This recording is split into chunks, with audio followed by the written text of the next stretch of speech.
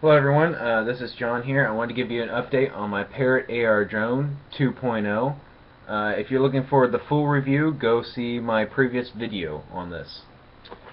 Um, Quick update, I know this was promised a few months back, and I've just been very busy getting done with school and doing some work and stuff over the summer. And I also had an incident with my drone, an accident that took it offline for about a month, and I'd like to explain that, and that's what the bulk of this video is about. But first, a quick tip. If you are having problems with wavy video or vibrating video quality, it looks like the drone is shaking around too much, check your shafts. They could be bent. I have noticed this quite a bit in my own experience. They get bent well, not very easily, but they do get bent from crashing into things. I've crashed into too many things to count. Sometimes you can't even tell they're bent, but they are, and it will cause a vibration in the drone, and it will cause bad video. So if you're having that problem, buy a shaft and gear set and replace them and see what that does for you. If you're still having a problem, you might need new blades too, because they could also have nicks or dings in them, which could throw the balance of those blades off. So that's how you can fix your wavy or vibrating video quality. Now to the main topic. What happened to my drone? Well, I had a motor fire, and let me tell you, it sucks. My main suggestion, if you're looking for aftermarket batteries or batteries in general for your drone, stick with a reputable dealer of good quality. I have decided to stick with the Parrot AR drone batteries themselves. It's very tempting to go on eBay and find a cheap Chinese battery that looks like it'll work and everything else. I would stay away from that, because that is what I had a problem with. So I would stick with either the 2.0 batteries here. Mine, I have marks on them. Every time I charge it, I make a mark so I know how many times I've charged it. I'm trying to test the actual quality of how long the battery will last before it doesn't hold a charge anymore. You can also go with the 1.0 battery charger, and you just have to get a battery, and you have to get a extra charger to be able to charge it. Not a bad idea to have two chargers, that way you can have two batteries charging at the same time. Instead, I went on eBay and, like I said, buy a cheap Chinese battery. I paid dearly for this. It didn't even fit in the drone very well, which caused stability issues when I took the drone off. The drone, it must have weighed too much for the drone. It doesn't feel like it weighs any more than a regular battery, but it either weighed too much or didn't provide enough power. It says it has double capacity of the normal battery packs. I don't know. When I tried to take off with it, it got maybe 4 feet in the air, wouldn't really do much, and I had some severe issues keeping it stable. I kept trying to push it, kept trying to get it up, and it wouldn't do much for me. I finally landed it. I should have landed it sooner. About 5 seconds after I landed it, I had a motor fire. Pop, sizzle, crackle, and smoke. And I immediately unplugged the battery. That's what you should do if you ever have a motor fire. It's going to ruin your motor no matter what. But you don't want any other motors catching fire. I called Parrot Company.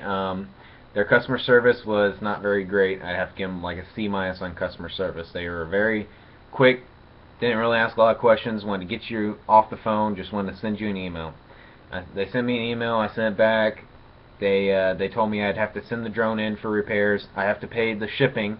Shipping on a box the size of the Parrot AR drone comes in is freaking outrageous. It is just insane. So I decided that I was going to replace the motor myself. I didn't want to hassle with sending it in, getting it back. It might not have been covered under warranty if they figured out that I'd used a battery that wasn't theirs. So I decided to do it myself. I had to replace the actual motor. That was about $45 after shipping and handling. Then, as I was trying to replace the motor, I found out that the wiring in the central cross, this piece right here, which all the motors mount onto, had been burnt up from the motor fire from pulling too many amps. So I had to replace this central cross too, about 20 bucks itself. Told about $60–70 to replace everything. Was not a happy day for me. I paid dearly for that. So my main suggestion, once again, is use good batteries, batteries that fit in your drone, batteries that aren't too heavy, batteries that have some kind of circuit protection in them, are actually made for the drone so that, you know, they don't destroy your drone, because that's what I had a problem with. I lucked out that the fact that it didn't cause any other damage other than central cross and one motor. It could have ruined the entire motherboard. I've replaced it since, flown it once or twice. It does seem to work and stuff again. I had to use a motor from the AR Drone 1.0. The only difference in it is it has a metal gear versus a plastic gear. It's kind of hard to see on the video. It's a little bit noisier, but it still functions just fine. It's 100% compatible with the 2.0, as most parts for the 1.0 and 2.0 are made to do.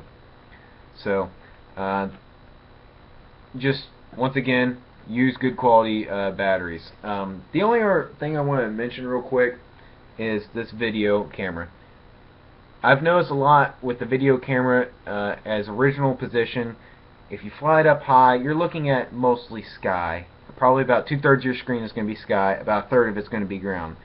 Well, when you're flying it up, what you really want to look at is the ground, right? That's what your interest is. So if you get a X-Acto knife or some other type of razor blade and cut behind this camera a little bit, you can angle the camera down like I have, and you might not be able to tell, but I've angled it down maybe 5 degrees, 8 degrees, and it makes a significant difference when flying it up. The sky, the way the camera works, it blocks out a lot of that bright light from the sky, and you can see the ground a lot more clear, and the colors come out a lot more vibrant. I found that video on YouTube. Someone did that, and it was great. Great suggestion. So, in conclusion, use good batteries. If you have bad video quality problems, check your shafts, and maybe think about adjusting your camera a little bit. I have videos from me actually flying and crashing it. I promised I'd put those online, but I just haven't got a chance yet. So, once again, if you have any tips or comments or suggestions to any of the other users, please put them in the comments below. Otherwise, if you're looking for a good review, go check out my previous video. And as always, you know, keep the good words coming in. I'm glad you all enjoyed the first review. So, everyone have a good day.